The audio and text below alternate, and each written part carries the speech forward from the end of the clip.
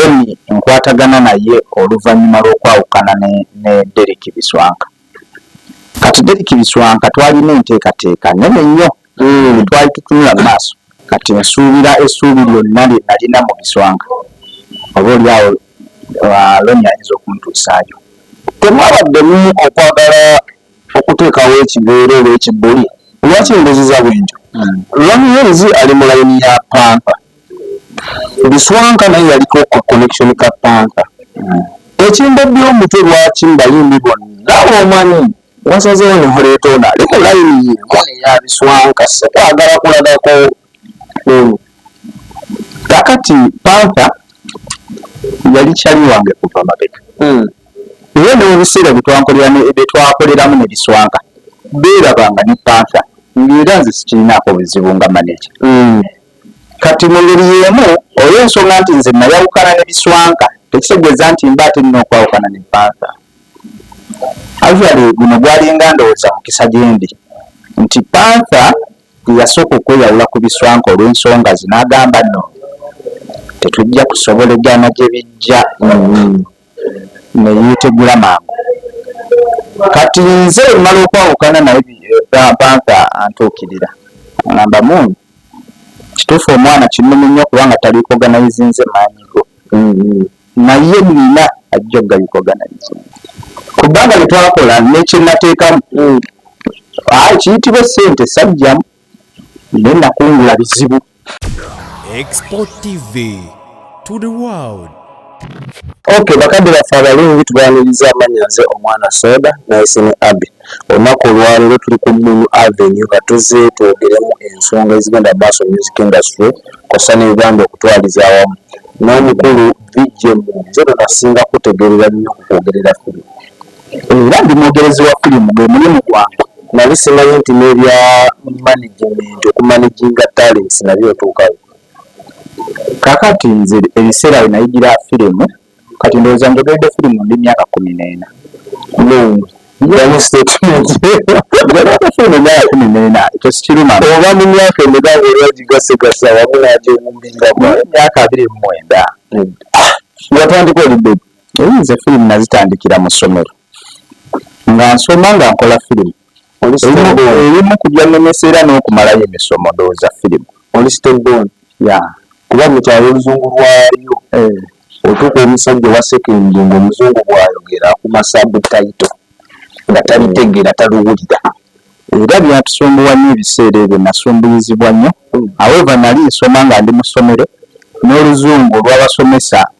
bwe nali ndutegeera naye ate olwa firimu lwali lukyukamukko. Oluzungu lw'abasomesa naawe olumanyi za blackboard ekintu ky'obumanyi olw'abasomesa naye otuuka ku firimu ate biba biralamu. Oba olina okusooka okukuwaminga kubanga kati wedda mu nnimi zaffe eno mu Amerika ojja kusanga Abamigulo nga accent yaabwe endala, osanga Abamerika bennyini accent ndala. Kati ate wedda ku Bangereza era bikyukamu. Kakati olina okujja ng'omastaringa bwotyo nti Abamigulo mbakwata ntya, Omumigulo ekinusu akiyita atya, ate osanga Amerika mwennyini ate ekinusu yakiyita atya. Ate tujja the more you joko mu kikola na experience. Ani akusikiriza baada sije twayise nini kirowooza bitawezi n'okubanga asatu naye tubbireko kati ani akusikiriza bitandika. Nze firimu nzigira ku Ndugu ku Sosolye ye Kabalagala ewamaka. Ndugu anti ye center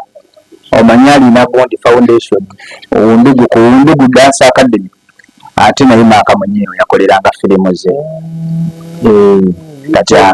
Kati awo enva ku Ndugu nenzira wano Kasubi mu Lugaju ewa Vijjo omu bamuyita Tom. Ye Tom oyo temumanyi naye Tom yakwatamu nnyo. N'ayigiriza Emi, yayigiriza Bavijje bangi. Mwali era omwo mu Kasubi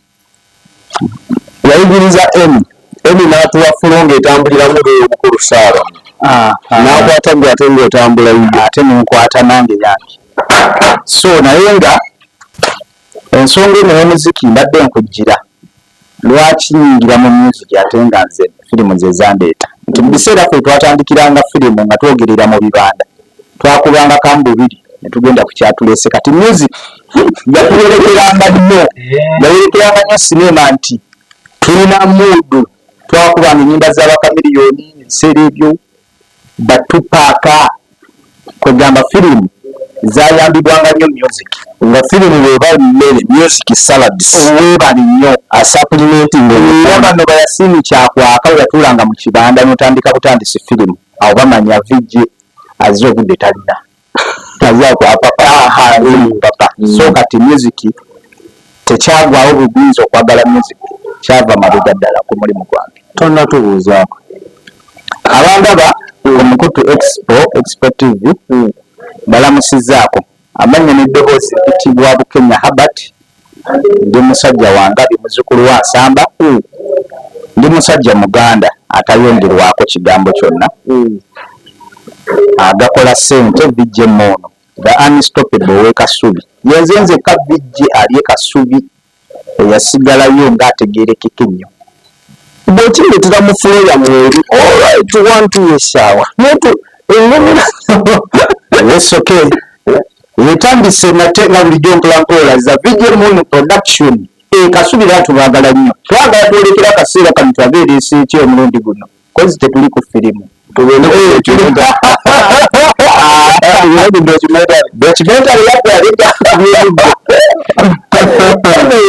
bakadde baffe aba Cambridge Junior School bali Matugga beekwatira kusomeseza omwana w'eggwanga akasente kasooka teekayo tosasula mwana byakozesa ku ssomero wa school fees zokka olw'ekisulo n'owadde byonna bisangayo so beekwate namba zaabwe ziri wansi bakubireko njagala tusooka etandikire ku management eno eya music omwana gw'olina obudde buno ki ekyakusikiriza okuleeta Ronnie mu management ndowooza ekyansikiriza love ya music nga olukunyonyodde nze nayagala nnyo endongo era Ronnie nkwatagana naye oluvannyuma lw'okwawukana ne Derek Biswanka kati Derek Biswanka twalina enteekateeka nnene nnyo twali tutunula mu maaso nga naye alabayo twali twagala okugendako e Canada tukuba ebivulu okumala emyezi ng'ebiri nga tukuba buku Oluganda luno olulimi lunene muleme ddula wabula bigwe mu lulaba luwoomu nnyo luwomera amatu mu nsi zonna kati waliwo bakyagula His Excellency Kyagulanyi pulezidenti wange bagenda Bungereza naye tusuubira ekisaawe kyonna okujjula n'omukulu bigayo kwali kwolula ebiyo kyekyaleero taliiko okuggyako nga anaaba yekuutiriza naye nga simanyi oba jobs link yamutwala international artist era tumuwa ekitiibwa bigayo sikirimamu omukulu yamuteekako omukono n'agamba nti avuga ennyimba twalina enteekateeka nnyingi nnyo ez'omu maaso zetutasobola kutuukako n'abikyankalanya kati nsuubira essuubi lyonna lye nalina mu Biswanka oba oliawo Ronnie ayinza okuntuusaayo temwabaddemu okwagala okuteekawo ekibeera oba ekibuli lwaki endoziza bwentyo Ronnie ali mu layini ya Pampa Biswanka naye yaliko connection ka Pampa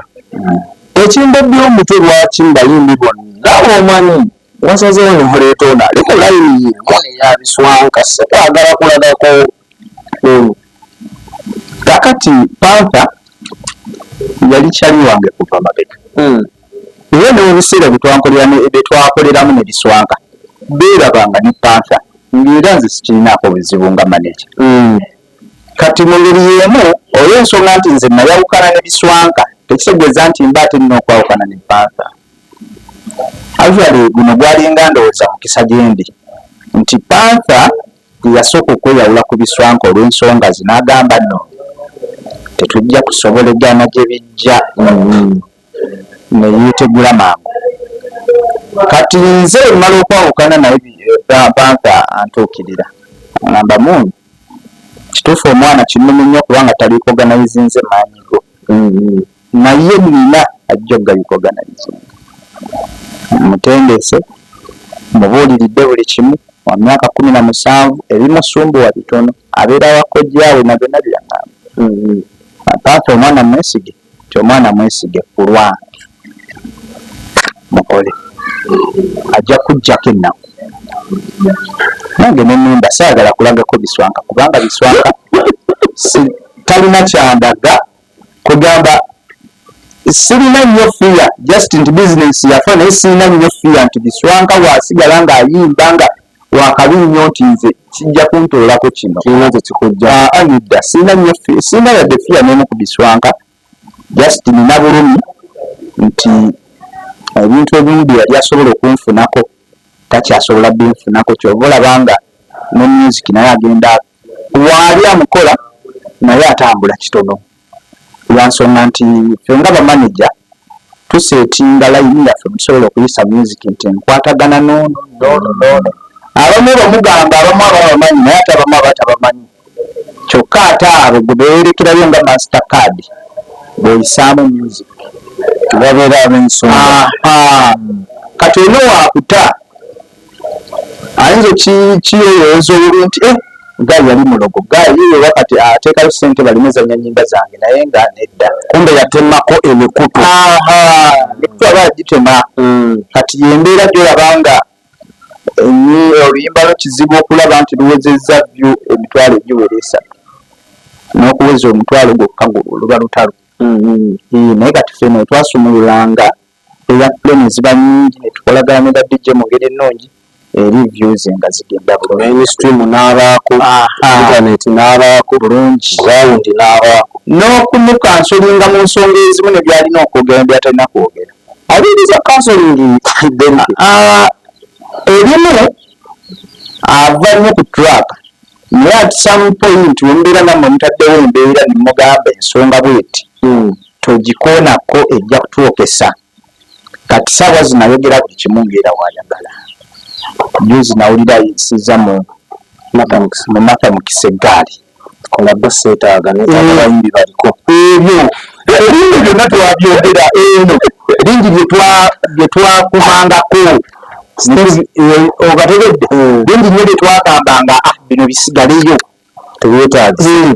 mu buwaze mu okwekakka ne tuwanisiganya ebigambo naye ebimu nabikola ebirala ne biyitira kati ngaokuvuma bafaani okubawumula ng'omuntu amugambyeko obutwala tetubusapootinga naye bwayitiranga ekiro nga zeeyo waka okwebaka ku status weebale kati walilayo essimu emutume ebintu bingi kuba obeera tomulaba kyekyo kye nagambye nti amu naye muyimbi gwenzirako okumanejinga ina okubanga nsobola okumonitalinga 24/7 ng'omanyi kyakola yesebo kigasa tekigasa kigattako tekigattako kyekyo era lwaki munkubidde lo nemumusanzeewo ku kitebe ng'atudde manyi budde kibwadde ewaka naani gwagenda naye era alina tuuka ssaawa mmeka ku kitebe kikyoza tusuubiza kubanga paasanga talina kukugamba yakugamba naye naawe nga maneja omutuufu osobola okusipotinga talenti nogamba ddala Ronnie asobola amaanyi ga Ronnie gogalaba nga kikyoza tusuubiza nga fe abawoomirwa ndonga amaanyi ga Ronnie agasooka nti muyimbi yekkiririzaamu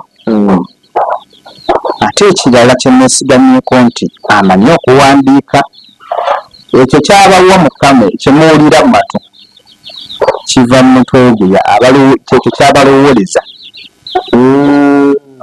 nti awandiika bulungi ate music amwagalira ddala nti obuteefaananyizaako nga Biswanka talina kalaamu Biswanka kalaamu agirinamu entonotono naye yali muntu wakukaka wabuwaze gundi twateeseza ssaawa bwe ziti essaawa n'atava mu lunaku nga 3 mu buwaze oba booda eri etambula nakabooda ke kana kati wakatambula mpola ebyo byonna ffe mu kaseera kaffe twali twabigaana nga digi yaffe yo teyaliwo era yaddirizanga booda zino eza bulijjo naye ng'obwo busukutu obwo twali twabuganirawo malumu adde yali akunze ensi y'omukolo Biswanka ajja kugiraba yaliwo kati ffe ebyo twali twabigaana era yatuvaako yafuna eddembe n'awulira emirembe mu ye kati ayambala kyayagala yeyisa bwayagala buli kimu kati ali ku lulwe kyobalaba olw'obugumiikiriza bwaffe ffe twawangalako naye emyezi egyawera ena biki bye mwagumira ebyensi byetamanya bingi kubeera twayagala kati saawa zino engeri gyalina obuyimba bwata saagala nnyo mwogerako nnyo njagala asigale ng'alina ekitangaala mu ndongo ye naye nga mwebuli obuntuntu bungi kyova olabanga bamaneja abali we bayinza okukala ebizibu okukolagana naye kuba kati yandibadde anako gwagamba nti kati nkola n'ebungi nkwasaganya nyambako bigenda ate kati ogenda owulira nti ate nze gye nali namujja ate gye yadda era kati benkolagana nabo kitegeeza nti oli yenna era wanajjira nga agamba ajjangu tukole ajja kujja naye olina okugumira ebintu kubanga tawabulwa so n'olwensonga nti talenti ndaba nga n'okwagala kungi nnyo Ronnie kwalina mulabamu essuuya era nze omutima gwange mugumu okukola naye twamukoleddeyo ne kaviri era kekansize n'okunsitula oluwonsi nabadde ndi awo ntagambula amapeesa ntulaba munambe ng'ate omukulu interview gye nakola naye bambi yali agezaako laaja nangagamba njagalayo management enyambako okunkwasaganya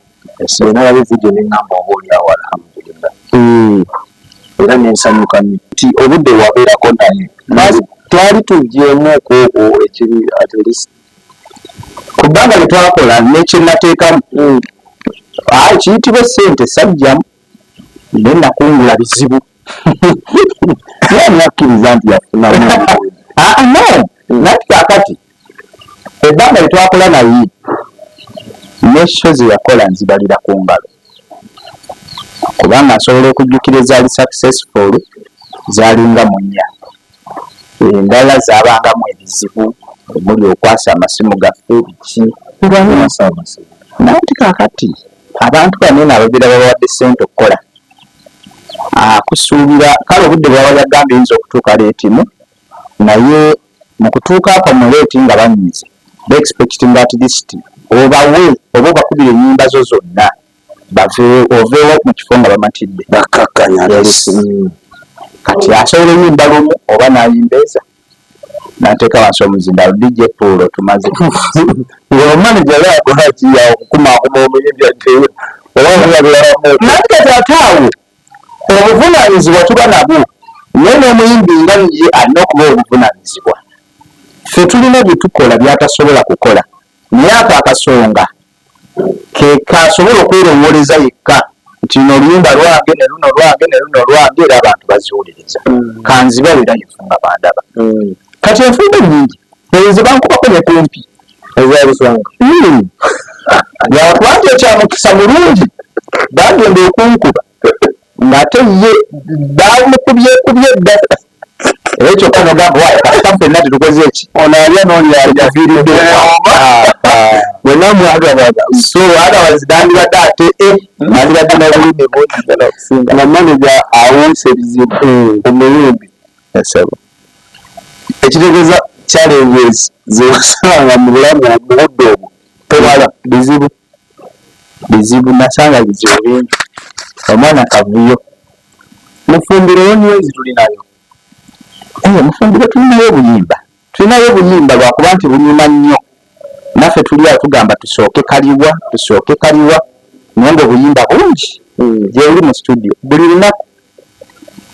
ayingira mu studio abaako kyakola nayo nyingi on daily basis azikolera wano nyingi azikolera wano kakati bwetumala ozikola tubaako abamansitaringa ab'enjawulo betukozesa gamba zikwatemu zitumansitaringire bulungi abantu tezibawo nga studio yagirina ezimu ku challenge zitera okutomera ba managers n'abayimbi naddala mu industry yaffe e Uganda oba mubeera na gentlemen's agreement ng'otandika okusayininga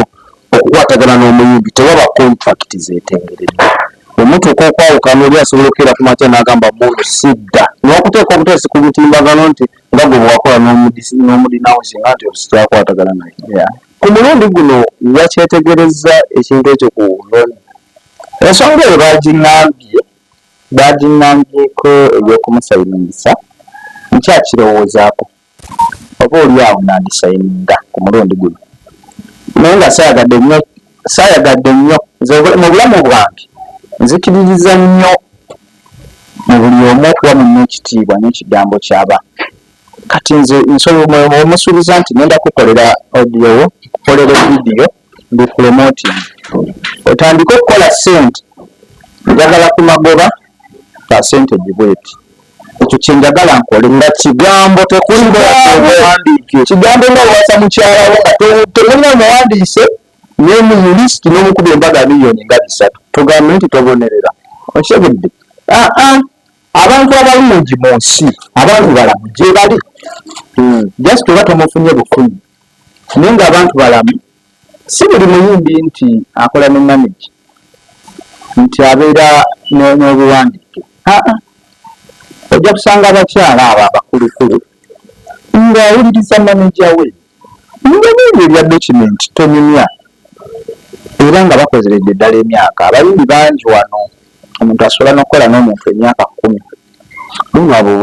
abo baba balina bye balabye ate n'emyaka gibafepalinga naye nga bw'omanyi omwana atandika okuyimba abeera n'okuyaayana kungi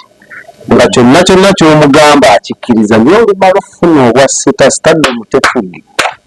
olumala okulaba nti kyeyali akwetaagako obudde olwakirina oyo aba teyali mutuufu kakati tozemideki oyo yali abaddeko mu management era bekiwo omusanganga n'omugamba ovinje mungu akutumidde ategeera bulungi kuba era mu kuva emasaka yagira mu supakasitomu yange oyo joseph waniki gye yali yampa era tozemideki twamusipotinga emasaka netumuleeta empambire empigi ewa joseph n'ateekamu ssente awo byabangi tukakoze katambule maama yankweza tukakoze era katambule kalalamuko kati waliwo obuwandiike bwali tebusitandinga bulungi mu kooti kubanze kankugamba ebintu bino nti n'oba omuntu mulagaanyi wano mu buwandiike obuwandiike busobola okumenyebwa omuntu oyo singa obaako kootaatuukiriza tewawandiika n'atamineetinga kati ng'omugamba nti nze nja kusasuliranga ennyumba kati omwezi ne gutambula oba ennyumba bagibanjayo emyezi 2 ebyenso bimanyi muntu asobola okugamba nti yansubiza ennyumba okusasula nentuuka okudduka mu nnyumba nga babanja ng'asozasoza endagala yamenyebwa nti omuntu asobola okuva ku kantu kasiripu katono nnyo endagala nobanga gwe wagimenya ate nga tolina kyogendera kumukola nokulikawo ne documents zo neddamu okumuwulira ng'akola nagundi kati ebyo sibyagala ate kyesaagala era muntu mukwata mu documenti omulemese kaliya osigale nga webulandezeeko ekintu nti oyo yalemesa gundi nga abitex ne serena bata ani oyo gundi ani oyo kati muli waliwo abakifiiringa nga bagamba akasajja ako ke kalemesa gundi kati nze ekyo sikyagala ate nze njagala kubeera nga ndikiriya era kati nze nga kasanga newensanga biswanka obuuze youtube ye saagimuwa weyagirina kakiseera ebiseera nze yagirina naye tebinyamba nze njagala omuyaya asigale ng'agamba omukulu oyo kituufu yalinamu kano na kano naye mu mutima wali ogwagaliza yali stede yali kiriya wadde bino byaliwo naye waliwo akantu ako ak'enjawulo kalina ku balala nzi nejuzi namukubira essimu njagala mugamba biswanka olimala doni byakalayo ojja kugattako bw'oyagala ssente meka bakolere vidiyo ngenda sinzi njikoze namukubira lisentiri ng'oyagala mumuwe ssente bamuwe muwe mugikole vidiyo muwe nze kenyinkuza kubanga nga ndaba oluyimba lwandibadde lumwongerako nnyo kinene nnyo unfortunately ngamba nti yekuba anko ngenda kuddira yayiri mugonvu nnyo kusinga yewa anko nnyo cyane namukubira naye kogera naye nakuswa kuba nti n'essimu yange baaba buli kasoma agagga buli kasimu naye nga wayiri wano kumpimpi kyatuka olimba olwatalupika gwoba olwo oba wawulirako nze yalina okuteeka mulimba amaanyi naye ate saaliwo kubona mulyako ne mu studio bamubuuza ku kyoluyimba olwo n'agamba mumanyi ki ng'eya John Black nze yabiyimba kennyini nati kwe okuddamu okw'ekisirusiru kakati gwe wabeera nga John Black n'awulira interview bwetyo ng'omuntu addamu bw'ati ebyekisiru ajjawo interest ejja okulabika mu vidiyo agiveremu nti n'ebintu bino byaddamu bino era okuwabula kwange kwentwala eri omwana oyo abali mu bantu amagezi abamuggyako interview nti ye abalowooza addamu ono gwali naye mu interview naye real sense ono interviewer akubuuza abo oluusi byasanga ku ground abantu bebyetaaga okumanya you representing the public kati ye obwongoye bumulaga nti byonna byonna ebyaddamu aliddamu ensonga lwaki kati ali ne focus oluusi n'agijja ku kamera kati ebyo ebibuuzo ebyo yakyewala nange nakiwulira n'ayimba namwawo nze nga byakisiru so kati okwogera kwange ekintu kyabatasobola kuddamu nga akirindamuko tunakiddira nikyasobola okuddamu mu ngeri entuufu omuntu era amatire ne public egambe nti tukitegedde ekyakiddemu oluyimba baalukola mu John Black era mu kiseera kyaffe nedemo ziri omwo mu studio yaffe lutwalibwa